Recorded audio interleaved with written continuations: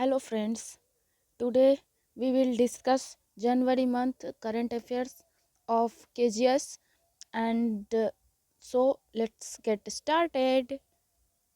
First topic is mission Daksh special Bihar special जिसमें mission Daksh है बिहार के 6 अन्य जिलों के ग्रामीण परिवहन के बेहतर किया जाएगा। इसके लिए दिया गया दरभंगा एम्स के प्रस्ताव को मंजूरी। Business Bihar business connect 2023। उसके बाद सर्वश्रेष्ठ विकलांग व्यक्ति का राष्ट्रीय पुरस्कार। बोधगया में आध्यात्मिक प्रशिक्षण शिविर। तूफान में चेतावनी के लिए उपकरण। बिहार डेयरी एवं मवेशी एक्सपो। उसके बाद पुरस्कार सम्मान। उसके बाद शैक्षिक पुरस्कार हर घर गंगा जल योजना। बिहार में 75% आरक्षण। बिहार के लिए विशेष राज्य की मांग। ओढ़नी एवं चंडी बांध। स्वच्छता क्षेत्र में बिहार को मिले 3 ICS फिक्की अवार्ड। राष्ट्रीय बाल विज्ञान कांग्रेस 2023। कजरा सोलर प्लांट। पूर्णिया में वायु गुणवत्ता। टोक्यो हासेगावा का बिहार संग्रहालय का दौरा। Ground 2 verification GTV। उसके बाद राष्ट्रीय अपराध ब्यूरो रिपोर्ट बिहार का एक डाटा। झिझिया लोक नृत्य। उसके बाद शीतलहर का कार्य योजना cold action plan. Bihar solar roof top योजना। उसके बाद मॉलिब्डेनिन IIT पटना द्वारा खोजा गया एक नया धातु पदार्थ। उलार सूर्य मंदिर। सोना मोती गेहूं की एक किस्म। स्टूडेंट क्रेडिट कार्ड योजना बिहार। प्रथम अंतर्राष्ट्रीय संघ मंच 2023। बिहार पर्यटन नीति 2023। मुख्यमंत्री ब्लॉक परिवहन योजना वन लाइनर। ठीक है, तो आज इतना ही हम लोग बात करेंगे, तो चलिए स्टार्ट करते हैं बिहार स्पेशल से। मिशन दक्ष। चूँकि मुझे पेन लेने में ज़्यादा टाइम लगेगा, तो आप लोग इसको बिना पेन से नोट डाउन किए ही मैं पढ़ दे रही हूँ और आपको सिर्फ सुनना है, क्योंकि जितना आप सुनते हैं उतना आपके दिमाग में रहता है, इसलिए सिर्फ सुनिए। स्टार्ट करते हैं। तो बिहार स्पेशल में सबसे पहले हम पढ़ेंगे मिशन दक्ष। राज्य में मिशन दक्ष को स्कूलों में ड्रॉप आउट को शून्य पर लाने के लिए शुरू किया गया है। ड्रॉप आउट को शून्य पर लाने के लिए यह मिशन शुरू किया गया है, मिशन दक्ष। 10वीं कक्षा के विद्यार्थियों में ड्रॉप आउट को रोकने के लिए पूरे बिहार में राज्य में मिशन दक्ष को चला जाएगा। इस अभियान को 3 चरणों में चलाया जाएगा। प्रथम चरण 3 से 8 तक के ऐसे बच्चों की पहचान की जाएगी जो पढ़ाई में बहुत कमजोर है। दूसरा चरण शिक्षक इन्हें विशेष कक्षाओं के माध्यम से पढ़ाएंगे। तीसरा चरण चिन्हित बच्चों को विशेष परीक्षा में शामिल किया जाएगा। क्या है मिशन दक्ष? सरकारी स्कूलों में पढ़ने वाले कमजोर बच्चों को प्रतिदिन अलग से समय देकर पढ़ाना। इस योजना की कक्षाएं 1 दिसंबर से प्रारंभ हो गई है। सरकारी स्कूल को पढ़ने वाले कमजोर बच्चों को प्रतिदिन अलग से समय देकर उसको पढ़ाना। कक्षा 1 दिसंबर से प्रारंभ हो गई है। प्रत्येक कक्षा से 5-5 ऐसे बच्चों को इस योजना में शामिल किया जा रहा है जो ना तो हिंदी भाषा ठीक से पढ़ पाते हैं और ना ही गणित के अंक पहचान सकते हैं। कक्षा का समय प्रतिदिन अवकाश के पश्चात 3:30 से 4:15 बजे तक निर्धारित किया गया है। बिहार के 6 अन्य जिलों में ग्रामीण परिवहन को बेहतर किया जाएगा। मुख्यमंत्री ग्राम परिवहन योजना के तहत जिलों के सुदूरवर्ती इलाकों में परिवहन व्यवस्था को बेहतर किया गया है। मुख्यमंत्री ग्राम परिवहन योजना के तहत जिलों के सुदूरवर्ती इलाकों में परिवहन व्यवस्था को बेहतर किया गया है। मुख्यमंत्री ग्राम परिवहन योजना के तहत जिलों के सुदूरवर्ती इलाकों में परिवहन व्यवस्था को बेहतर किया गया है। राज्य सरकार ने 6 और जिलों को शामिल करते हुए ग्रामीण परिवहन को मजबूत करने की अपनी योजना का विस्तार किया है। ये जिले वैशाली, जहानाबाद, नालंदा, बक्सर, शिवहर और नवादा है। इससे पहले मुजफ्फरपुर, सीतामढ़ी, औरंगाबाद आदि जिले इस योजना से लाभान्वित थे। अनुसूचित जाति, अनुसूचित जनजाति और OBC वर्ग के युवाओं को भी वाहन दिए जाएंगे। अर्थात बिहार के 6 अन्य जिलों में ग्रामीण परिवहन को बेहतर किया जाएगा।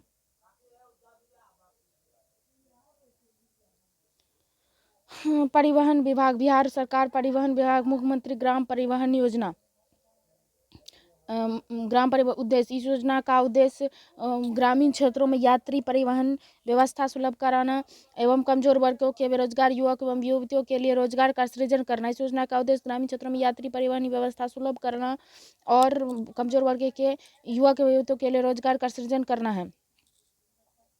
अनुदान की राशि वाहन के खरीद मूल्य के 50% तक की राशि अथवा अधिकतम 1 लाख रुपया होगी। वाहन के खरीद मूल्य से अभिप्राय है वाहन का एक्स शोरूम मूल्य, तृतीय पक्ष बीमा एवं वाहन टैक्स तीनों को जोड़ करके कुल राशि। ई रिक्शा के किराए की स्थिति में खरीद मूल्य का 50% परंतु अधिकतम 70,000 रुपया अनुदान दिया जाएगा। वाहन का प्रकार इस योजना के तहत 4 सीट के लेकर 10 सीट तक के नई सवारी वाहनों को योग माना जाएगा। लाभों की अर्हता इस योजना के तहत लाभ प्राप्त करने वाले लाभुकों की अर्हता निम्न में प्रत्येक पंचायत के लिए 5 योग्य आवेदकों का चयन किया जाना, जिनमें 3 लाभुक अनुसूचित जाति जनजाति एवं 2 लाभुक अत्यंत पिछड़ा वर्ग के सदस्य होंगे। लाभुक की न्यूनतम उम्र सीमा पर आवेदन आमंत्रण की तिथि को 21 वर्ष होगी।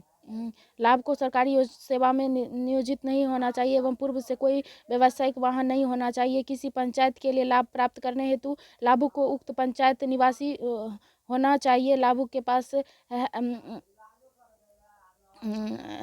पास हल्के मोटरयान के चालक की अनुयुक्ति होनी चाहिए। ये क्या था? तो ये था मुख्यमंत्री ग्राम परिवहन योजना जो बन रहा, उसका उद्देश्य क्या है, उसके अनुदान राशि, वाहन के प्रकार, लाभुक की अर्हताएं क्या है, सब है। ठीक है, आगे पढ़ते। दरभंगा एम्स के प्रस्ताव को मंजूरी। हाल ही में केंद्र सरकार ने शोभन गांव में एम्स दरभंगा के परिसर के निर्माण हेतु अपनी मंजूरी दी है। शोभन गांव एम्स दरभंगा के परिसर शोभन गांव में शोभन में प्रस्तावित एम्स गांव के बाद राज्य का दूसरा एम्स होगा। ये राज्य का दूसरा एम्स होगा पटना के बाद। बिहार के मुख्यमंत्री नीतीश कुमार ने दरभंगा मेडिकल कॉलेज अस्पताल डीएमसीएच में 2100 बिस्तरों वाले अस्पताल और शैक्षणिक भवन की आधारशिला भी रखी और सर्जिकल ब्लॉक में एक दीदी की रसोई का उद्घाटन किया। भारत में कुल एम्स निम्न यहाँ पे है, इसमें देख लीजिएगा। रायबरेली, गोरखपुर, मंगलगिरी, नागपुरी, भटिंडा इत्यादि ये सब हो गया। एमबीबीएस ओपीडी का उसके बाद 6 है। भोपाल, भुवनेश्वर, जोधपुर, पटना, रायपुर, श्रीकेश इत्यादि में। मनेठी, दरभंगा, बिहार, अवंती अन्य जगह जो यहाँ पे प्रस्तावित किया है, तो कश्मीर इत्यादि ये निर्माणाधीन है, इस प्रगति पर है। ठीक है, तो ये है। उसके बाद आगे बिहार बिजनेस कनेक्ट 2023 13 से 14 दिसंबर 2023 को ज्ञान भवन पटना में बिहार बिजनेस कनेक्ट 2023 एक शैक्षणिक निवेशक शिखर सम्मेलन का आयोजन किया गया। इस शिखर सम्मेलन में जापान, ताइवान, संयुक्त अरब अमीरात, अमेरिका, बांग्लादेश आदि देशों ने भाग लिया। शिखर सम्मेलन के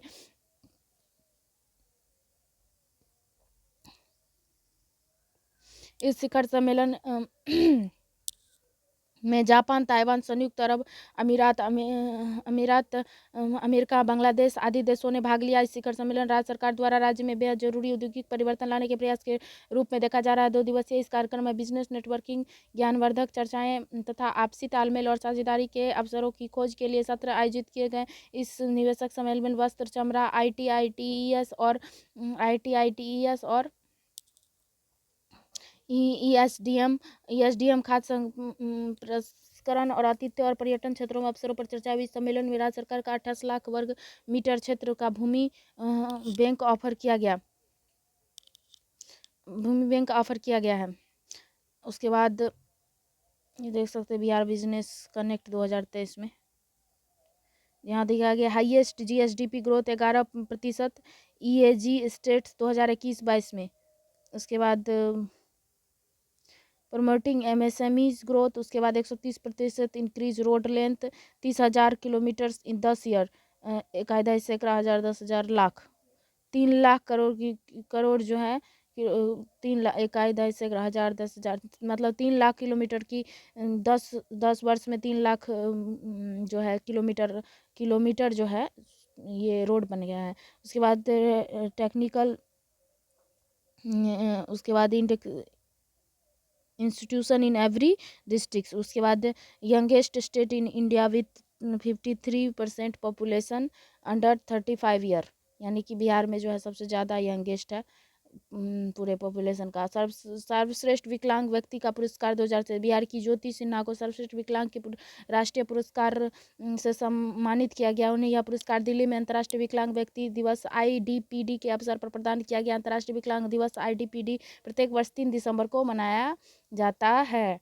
उन्हें मधुबनी पेंटिंग के क्षेत्र में उत्कृष्ट कार्य के लिए सम्मानित किया गया। उन्हें राज्य स्तर पर भी कई प्रकार की सम्मान मिल चुका है। यह पुरस्कार समारोह हर साल विकलांग व्यक्तियों के उत्कृष्ट कार्यों और उपलब्धियों के लिए सामाजिक न्याय और अधिकारिता मंत्रालय द्वारा आयोजित किया जाता है। नेक्स्ट बोधगया में आध्यात्मिक प्रशिक्षण शिविर। तिब्बती आध्यात्मिक नेता दलाई लामा की अध्यक्षता में 15 से 20 दिसंबर के बीच बोधगया में एक सम्मेलन का आयोजित किया गया। दलाई लामा का वास्तविक नाम लम्हो थोनडुप है और वह 14वें दलाई लामा है। उन्होंने 29 से 31 दिसंबर तक बोधगया के कालचक्र मैदान में आध्यात्मिक प्रशिक्षण दिया एवं लोगों को 21 तारा का आशीर्वाद भी प्रदान किया। इस योजना में 30 देशों के लगभग 2500 लोगों ने भाग लिया। इसमें Sri Lanka, Thailand, Japan, Korea, Vietnam आदि देशों ने भी से श्रद्धालु शामिल हुए। तूफान की चेतावनी के लिए उपकरण। बिहार आपदा प्रबंधन प्राधिकरण लोगों को आकाशीय बिजली से सचेत करने के लिए उपकरण पेनटेड बना रहा है। इसको उपकरण को बनाने की जिम्मेदारी IIT पटना को दी गई है। यह उपकरण एक पहनने योग्य इलेक्ट्रॉनिक डिवाइस होगी, यानी किसान या मजदूर इसे शरीर पर लॉकेट की तरह पहन सकते हैं। यह उपकरण एक पहनने योग्य इलेक्ट्रॉनिक डिवाइस है, यानी किसान या मजदूर इसे लॉकेट की तरह पहन सकते हैं। इस उपकरण की खासियत यह है कि यह विद्युत ऊष्मीय है और यह शरीर की ऊष्मा से चार्ज हो जाएगा और इस उपकरण को चार्ज करने के लिए अलग से बिजली या बैटरी की जरूरत नहीं होगी। पेटेंट से सभी प्रकार के मौसम संबंधी चेतावनी स्थिति के अलर्ट जारी किए जा सकते हैं। वज्रपात के अलावा भारी बारिश और तूफान के दौरान भी आधे घंटे पहले अलर्ट जारी किया जाएगा। बिहार डेयरी एवं मवेशी एक्सपो 2023। बिहार के मुख्यमंत्री नीतीश कुमार ने 3 दिवसीय बिहार डेयरी और मवेशी एक्सपो 2023 का आधिकारिक उद्घाटन किया। इसका आयोजन बिहार पशु विज्ञान विश्वविद्यालय BASU के परिसर में किया गया। कहाँ किया गया आयोजन? बिहार पशु विज्ञान विश्वविद्यालय परिसर में। बिहार डेयरी और मवेशी एक्सपो 2023। इसके अलावा मुख्यमंत्री एक नए कॉम्फेड कार्यालय भवन और एक मत्स्य विभाग विकास भवन की आधारशिला भी रखी। उन्होंने किशनगंज में एक पशु चिकित्सा और पशुपालन कॉलेज भी समर्पित किया। पशु पोषण ऐप भी लॉन्च किया। इस मेले में अन्य राज्यों से विभिन्न उन्नत किस्म से दुधारू पशु लाए गए थे, जिसमें हरियाणा के पानीपत के मुर्रा भैंस और गोलू 2 आकर्षण का केंद्र है। मुख्यमंत्री कॉम्फेड पटना के 5 नए उत्पाद मिठाई, नमकीन, बिस्कुट, ब्रेड और पेयजल सुधा सलील प्रस्तुत किया। मुख्यमंत्री द्वारा बिहार पशु विज्ञान विश्वविद्यालय पटना का विमोचन किया गया। बिहार राज्य दूध सहकारी संघ लिमिटेड कॉम्फेड। बिहार राज्य दूध सहकारी संघ लिमिटेड की स्थापना 1983 यानी 1983 में बिहार राज्य के लिए ऑपरेशन फ्लड OF कार्यक्रम की कार्यान्वयन एजेंसी के रूप में की गई थी। कॉम्फेड अपने दुग्ध उत्पादन सुधा ब्रांड नाम से करता है और यह बहुराज्य सहकारी सोसाइटी के अधिनियम 2002 द्वारा शासित है। बिहार पशु विज्ञान विश्वविद्यालय BASU 29 अगस्त 2016 को बिहार राजपत्र में अधिसूचित राज्य के एक अधिनियम के माध्यम से बिहार पशु विज्ञान विश्वविद्यालय BASU की स्थापना की गई थी। इसका मुख्यालय पटना में है।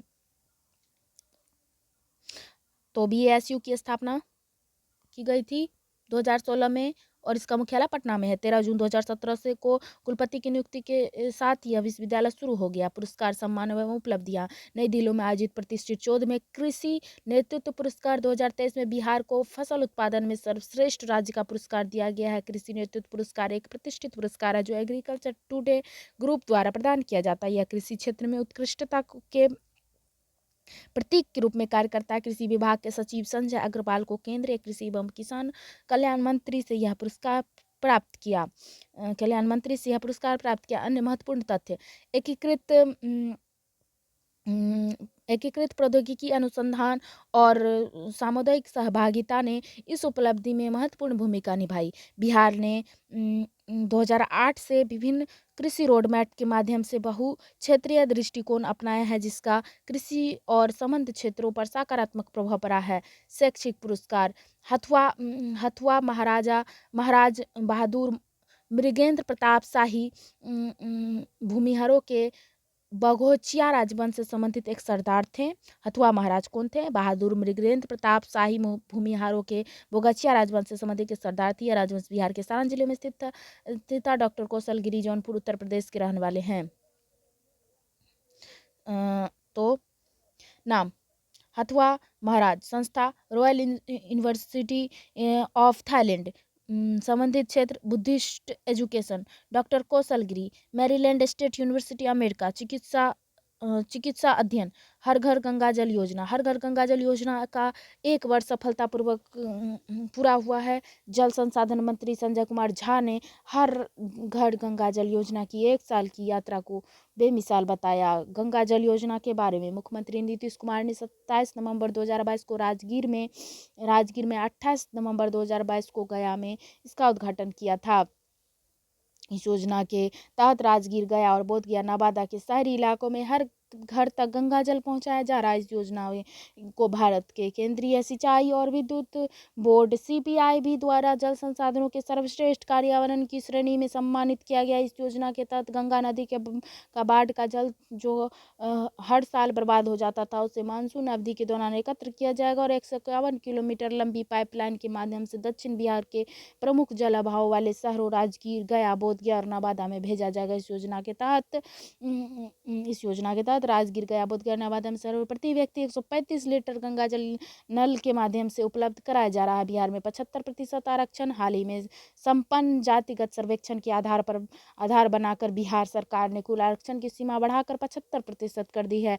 राज्यपाल ने 2 विधेयकों को मंजूरी दी। बिहार पदों एवं सेवाओं में रिक्तियों का आरक्षण संशोधन विधेयक 2023 और बिहार आरक्षण शैक्षणिक संस्थाओं में प्रवेश संशोधन विधेयक 2023 अधिनियम की पृष्ठभूमि। राज्य में आरक्षण वृद्धि की मांग लंबे समय से हो रही थी, लेकिन हाल ही में हुई जाति आधारित सर्वेक्षण ने इसको और तीव्र कर दिया। इस जाति सर्वेक्षण के अनुसार राज्य में OBC की आबादी 63%। अधिनियम के प्रावधान राज्य में प्रति माह 6,000 से कम कमाने वाले 94 लाख परिवारों को एक मुश्त वित्तीय सहायता के रूप में 2 लाख प्रदान किए जाएंगे। 2 लाख प्रदान किए जाएंगे। 6,000 से कम कमाए 2 लाख एक मुश्त वित्तीय सहायता के रूप में 94 लाख परिवारों को एक मुश्त 2 लाख प्रदान किए जाएंगे। नवीनतम जातिगत गणना रिपोर्ट के अनुसार 94 लाख गरीब परिवार हैं जिनकी मासिक आय 6,000 रुपया है। ऐसे परिवारों को घर बनाने या जमीन खरीदने के लिए सरकार 1 लाख रुपये का वित्तीय अनुदान देगी। दोनों अधिनियमों में जाति आधारित आरक्षण की कुल मात्रा को 65% बढ़ाने के हेतु अनुसूचित जाति SC के लिए कोटा को 16% से बढ़ाकर 20%, उसके बाद अनुसूचित जनजाति को ST के लिए 1% से बढ़ाकर 2, अत्यंत परीक्षा EBC के लिए कोटा में 18% बढ़ाकर 25% और अन्य पिछड़ा वर्ग OBC के लिए कोटा को 15% से बढ़ाकर के 18% कर दिया। EWS को 10% का आरक्षण पहले ही दिया जा चुका था। चुनौतियाँ, यह 1992 के इंदिरा साहनी मामले, जिसे मंडल आयोग के नाम से जाना जाता है, में सुप्रीम कोर्ट द्वारा तय की गई 50% सीमा का उल्लंघन है। इसमें सामाजिक सौहार्द कमजोर होगा, इससे वोट की राजनीति बढ़ेगी और इस कानून का इस्तेमाल राजनीतिक हित के तौर पर किया जा सकता है। संविधान निर्माण के समय आरक्षण के प्रावधान को 10 वर्षों के लिए रखा गया था, लेकिन यह अधिनियम संविधान के निर्माताओं को उस विचार की अनदेखी करता है। इस योजना के स्थान पर जाति को बढ़ावा मिलेगा, महत्व या वंचितों को सशक्त बनाएगा। सर्वोदय उद्देश्य की प्राप्ति, इससे संविधान निर्माताओं द्वारा उल्लेखित सामाजिक आर्थिक उद्देश्यों को प्राप्त करने में प्रमुख रूप से मदद मिलेगी। हाशिए की जाति को समान अवसर उपलब्ध प्राप्त होंगे। हाशिए की जातियों को DPSP के उद्देश्य की प्राप्ति, जाति सर्वेक्षण राज्य के नीति निर्देशक तो DPSP में बताए गए उद्देश्य को प्राप्त करने में मदद करेगा, जैसा कि संविधान के भाग 4 जैसे कि अनुच्छेद 41 में उल्लेखित है। बिहार के लिए विशेष राज्य दर्जा की मांग। बिहार में कैबिनेट ने एक प्रस्ताव पारित करके बिहार से केंद्र को विशेष राज्य का दर्जा प्राप्त करने का अनुरोध किया है।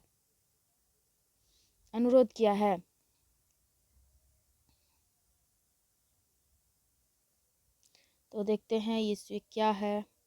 हिमाचल प्रदेश, उत्तराखंड, उसके बाद मेघालय, सिक्किम, असम, अरुणाचल प्रदेश, नागालैंड, मणिपुर, मिजोरम, त्रिपुरा और तेलंगाना स्पेशल कैटेगरी स्टेट्स, यानी कि इन राज्यों को मिला है विशेष राज्य का दर्जा। ठीक है, तो इसमें हिमाचल प्रदेश, उत्तराखंड है, सिक्किम है, असम है, नागालैंड, मिजोरम, मणिपुर है, त्रिपुरा है। ठीक है, तो ये सब है, बीच में तेलंगाना भी है। क्यों मिलता है? हिली टेरिटरी के कारण, लो डेंसिटी के कम घनत्व के कारण, ज़्यादा पहाड़ी एरिया के कारण, लोकेशन अलोंग बॉर्डर, जो बॉर्डर से सीमा बनाता हो, उसके बाद इकोनॉमिक बैकवर्ड और आर्थिक रूप से कमज़ोर हो। ठीक है, तो 2 कंडीशन तो हमारे यहाँ है। एक पहला कंडीशन इकोनॉमिक बैकवर्ड और दूसरा लोकेशन अलोंग बॉर्डर, यानी कि हमारा जो है सीमा भी बनाता है नेपाल से बनाता है। विशेष श्रेणी राज्य SCS क्या है?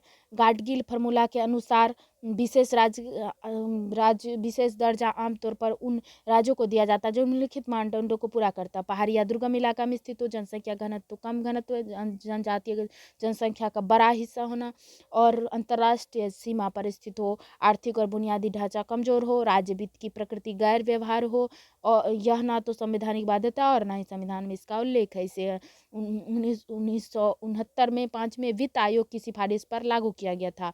विशेष श्रेणी राज्य के लाभ: केंद्र द्वारा विशेष श्रेणी के राज्य को केंद्र प्रायोजित योजना के लिए 90%, जबकि अन्य राज्यों को 60 से 70% वित्तीय सहायता मिलती है।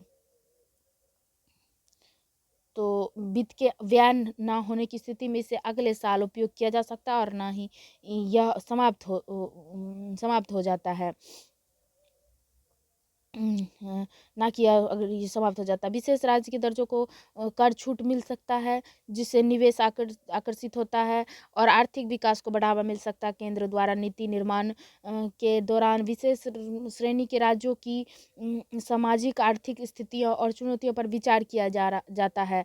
केंद्र द्वारा नीति निर्माण के दौरान विशेष श्रेणी के राज्यों की सामाजिक आर्थिक स्थितियों और चुनौतियों पर विचार किया जाता है। ओढ़नी एवं चंडी बांध: बिहार सरकार पर्यटन को बढ़ावा देने के लिए ओढ़नी और चंडी बांध का विकास किया जा रहा है।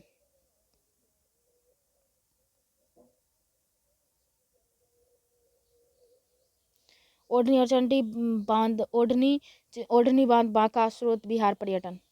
ये ओढ़नी बांध बांका का चित्र।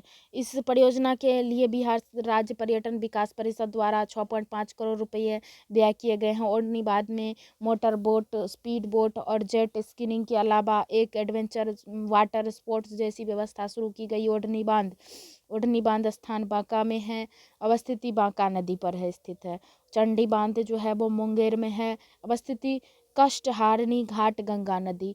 ठीक है। स्वच्छता क्षेत्र में बिहार को मिले 3 ISC फिक्की अवार्ड। बिहार को ग्रामीण स्वच्छता के क्षेत्र में उल्लेखनीय कार्य के लिए 3 श्रेणियों में भारतीय स्वच्छता संगठन ISC और फेडरेशन ऑफ इंडियन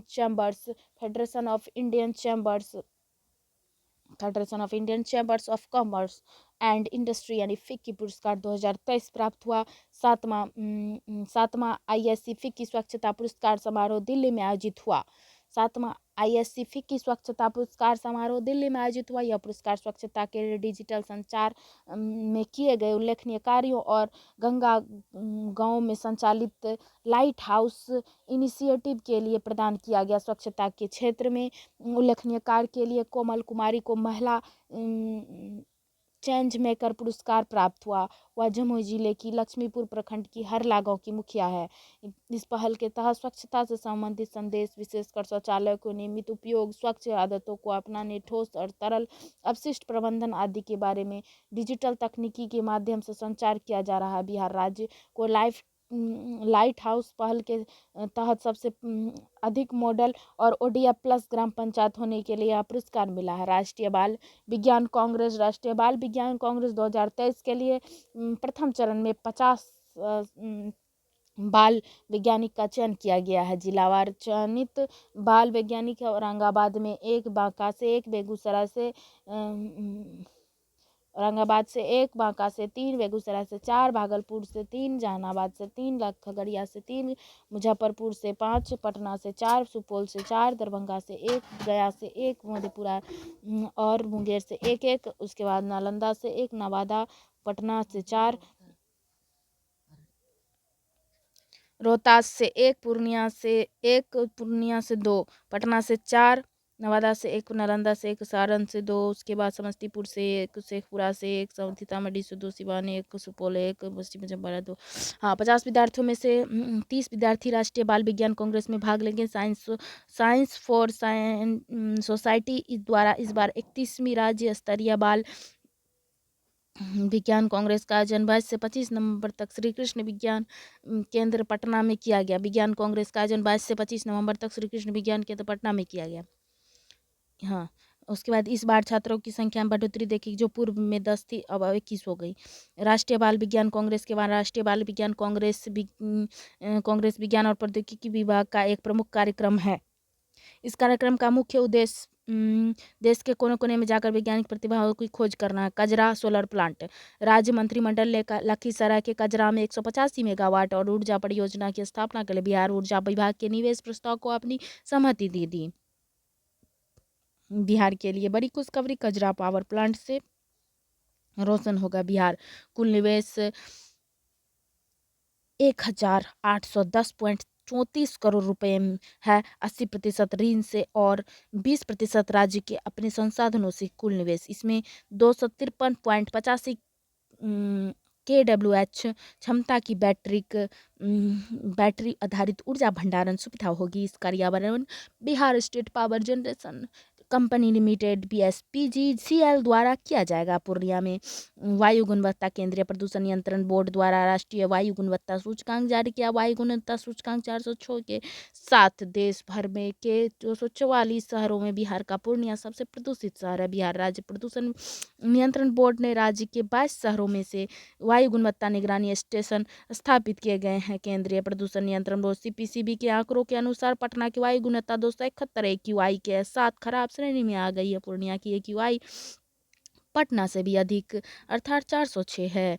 देश के प्रमुख प्रदूषित शहरों में पटना, दिल्ली, मुंबई, नोएडा आदि शामिल है। भागलपुर देश का तीसरा सबसे प्रदूषित शहर बन गया है। बिहार को प्रदूषित नियंत्रण श्रेणी के विश्व बैंक से वित्तीय सहायता मिलेगी।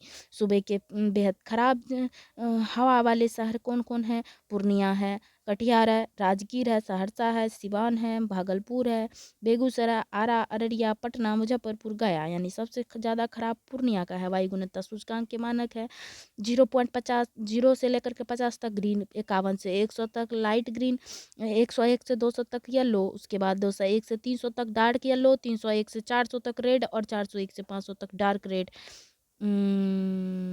बहुत खराब स्थिति है। टोक्यो हासेगांव गावा का बिहार संग्रहालय के द्वारा जापान के टोक्यो हासागावा ने 25 नवंबर 2023 को बिहार संग्रहालय के दौरा किया। मधुबनी कला के प्रेमी टोक्यो हासेगावा ने 1982 में जापान के टोकामाची में मिथिला संग्रहालय की स्थापना की, जिसमें विभिन्न विषयों और शैलियों की लगभग 2000 मधुबनी पेंटिंग प्रदर्शित है। पद्मश्री से सम्मानित बउआ देवी, दुलारी देवी, ब्रह्मदेव राम पंडित समेत मिथिला पेंटिंग के कई मशहूर कलाकार भी बिहार म्यूजियम में उपस्थित रहे। Ground to truth verification GTV। राज्य के सभी जिलों में बाढ़ प्रभावित क्षेत्रों का ग्राउंड टू वेरिफिकेशन GTV किया जा रहा है। उपग्रह चित्रों का उपयोग करके जिले में बाढ़ वाले क्षेत्रों और नदियों के प्रभाव के स्तर की निगरानी की गई थी। इसरो की इस रिपोर्ट में बिहार का कुल 45% क्षेत्र प्रभावित बताया जा रहा है। इसरो की इस रिपोर्ट 45% क्षेत्र प्रभावित बताया जा। इस रिपोर्ट के अनुसार 1998 से 2019 तक कुल 22 वर्षों में ली गई 274 उपग्रह रिपोर्ट के आधार पर 2020 में तैयार की गई थी। हालांकि यह रिपोर्ट सरकार को 2021 में प्राप्त हुई और सैटेलाइट मैप में भागलपुर का 90% इलाका बाढ़ प्रभावित बताया गया।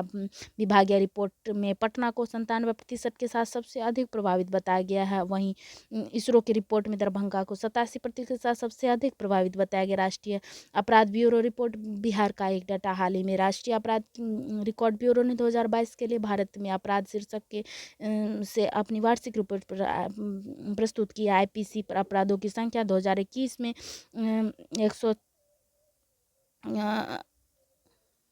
1,86,006 से बढ़कर 2022 में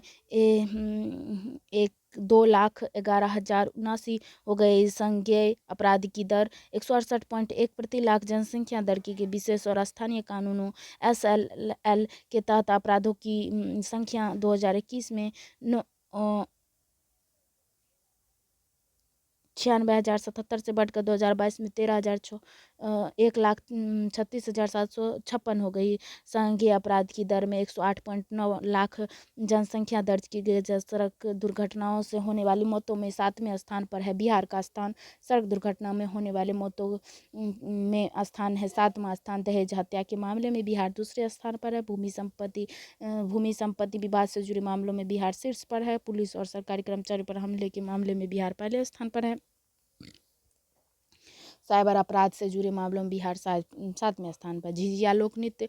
हाल ही में सरकार द्वारा झिझिया लोक नृत्य को नई दिल्ली में 75वें गणतंत्र दिवस परेड में प्रदर्शित करने के लिए चुना गया है। झिझिया भारत और नेपाल में मिथिला क्षेत्र का एक लोक नृत्य है जिसमें भक्ति, सुरक्षा और जीवंत उत्सव के तत्व और सह अस्तित्व में होते हैं। इस नृत्य का प्रदर्शन मुख्य रूप से महिलाओं द्वारा दशहरा उत्सव के दौरान किया जाता है। इस नृत्य के दृश्य तत्वों में कदमों की लयबद्धता, टिमटिमाते हुए दीपक और मधुर गीतें होते हैं। प्रत्येक कलाकार चित्र वाले घड़ा में दिया रखता है और टिमटिमाते हुए दीपक अंधेरे पर प्रकाश की जीत का प्रतीक है और बुरी आत्मा और नकारात्मक को दूर करते हैं। इस उनकी नृत्य मुद्राओं और अनाज को पीसने या पानी निकालने जैसी रोजमर्रा की गतिविधियों को नकल होती है। शीतलहर कार्य योजना। Cold action plan. आपदा प्रबंधन प्राधिकरण पहली बार पर राज्य के शीतलहर कार्य योजना तैयार कर रहा है जो शीतलहर में होने वाली जनहानि को रोकने के लिए बनाया जाएगा। Indian institute of public health Gandhinagar को आवश्यक सर्वेक्षण करने की जिम्मेदारी दी गई है। कार्य योजना के बनाने के बाद मौसम विभाग के समन्वय से पूर्व चेतावनी दी जाएगी। चेतावनी दी जाएगी। जिला आपदा प्रबंधन विभाग की सहायता से स्थानीय स्तर पर भी अलर्ट जारी किया जाएगा। क्या है? शीतलहर कार्य योजना, कोल्ड एक्शन प्लान। आपदा प्रबंधन प्राधिकरण द्वारा पहली बार राज्य की शीतलहर कार्य योजना के तहत आज शीतलहर होने वाली जनहानि को रोकने के लिए आज Indian institute of public health Gandhinagar को आवश्यक सर्वेक्षण करने की जिम्मेदारी दी गई। कार्य योजना के बनाने के बाद मौसम विभाग के समन्वय से पूर्व चेतावनी जारी की जाएगी। जिला आपदा प्रबंधन विभाग की सहायता से स्थानीय स्तर पर भी अलर्ट जारी किए जाए। मानव एवं पशु स्वास्थ्य के अलावा फसलों को शीतलहर के दुष्प्रभाव से बचाने के उपाय भी किए जाएंगे। बिहार सोलर रूफटॉप योजना। यह बिहार सरकार द्वारा जल जीवन हरियाली योजना के तहत बिजली बचाने के उद्देश्य से किया जा रहा निजी छतों पर सोलर पैनल लगाने के लिए सरकार द्वारा लगभग 65% सब्सिडी दी जाती है। बिजली उपभोक्ता अपनी निजी छतों, housing society, housing welfare society और अन्य पर 1 किलोवाट से 500 वाट तक के सोलर सिस्टम लगाकर सब्सिडी राशि प्राप्त कर सकते हैं। मॉलिब्डेनम आईआईटी पटना द्वारा खोजा गया एक नया धातु पदार्थ। भारतीय प्रौद्योगिकी संस्थान आईआईटी पटना और जेंटरम जूलिच के शोधकर्ताओं द्वारा मोलिब्डेनम नामक द्विआयामी 2D पदार्थों की एक नई किस्म की खोज की गई है। पदार्थ केवल एक मोलिब्डेनम परमाणु परत से बने होते हैं। परमाणु बल माइक्रोस्कोपी FM के लिए एक कॉन्टिलीवर के रूप में यह अपनी स्थिरता और साधारण विद्युत और तापीय चालकता के कारण पूरी तरह उपयुक्त है। उलार सूर्य मंदिर।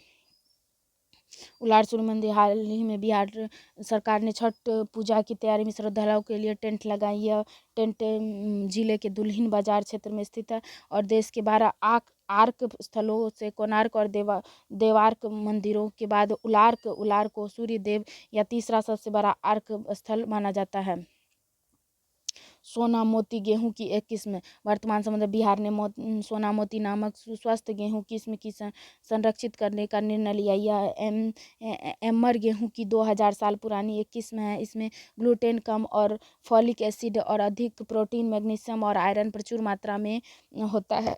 यह रक्त को कम करने और रोग क्षमता विकसित करने में मदद करेगा। स्टूडेंट क्रेडिट कार्ड योजना। बिहार राज्य ने उच्च शिक्षा प्राप्त करने के लिए 4 लाख की आर्थिक सहायता देने की घोषणा की। जिन छात्रों ने बिहार के राज्य संचालित शैक्षणिक संस्थानों में अपनी इंटरमीडिएट या 12वीं कक्षा शिक्षा सफलतापूर्वक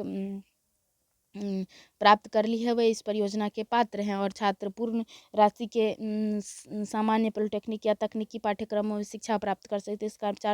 इस कार्यक्रम में 4% की कम प्रारंभिक ब्याज दर है। विकलांग 4% से कम ब्याज है। विकलांगों या ट्रांसजेंडर महिलाओं के लिए ब्याज की दर 1% है। यह कार्यक्रम भुगतान में लचीलापन प्रदान करता है ताकि छात्रों को अपनी पढ़ाई पूरी करने और रोजगार प्राप्त करने के लिए बाद ऋण चुकाना पड़ता है। Thank you. अभी इतना जो है आगे कल पढ़ेंगे।